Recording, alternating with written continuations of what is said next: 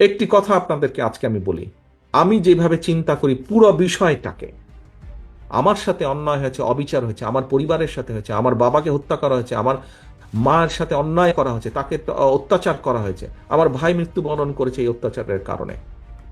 আজকে এর জবাব যদি আমাদেরকে দিতে হয়, এই অন্যায় অত্যাচারের, আপনাদের সাথে যে অন্যায় হয়েছে, আমাদের বহু নেতাকর্মী, বাবা মারা গিয়েছে, মা মারা গিয়েছে, স্বজন মারা গিয়েছে, হাত করা অবস্থায় তাকে জানাজা পড়তে বাধ্য করেছে, আমাদের বহু সহকর্মী মারা গেছে জেলখানার ভিতরে হাত করা পড়া অবস্থায়। নিশ্চয়ই আপনাদের সেগুলো মনে আছে। এখন আমরা যদি এই সকল অন্যায়ের, অবিচার, অত্যাচারের জবাব দিতে চাই, যদি জবাব দিতে হয়, তাহলে তারা যা করেছে সেভাবে করলে জবাব দেওয়া হবে না, তাহলে তাদের আর আমাদের মধ্যে কোনো পার্থক্য থাকলো না। সে অধম বলে কি আমরাও অধম হব নাকি? আমাদেরকে যদি জবাব দিতে হয়, আমাদের 31 দফা যদি আমরা সফল করতে পারি, তাহলেই জবাব দেওয়া হবে।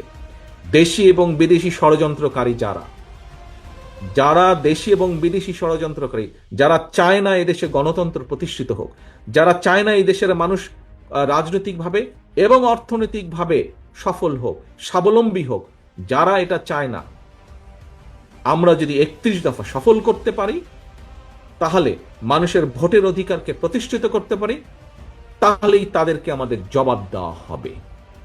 তাহলেই তাদেরকে আমাদের জবাব দেওয়া হবে। তাদের কায়দায় আমরা জবাব দেব না, তাদেরকে আমরা জবাব দেব আমার কায়দায়।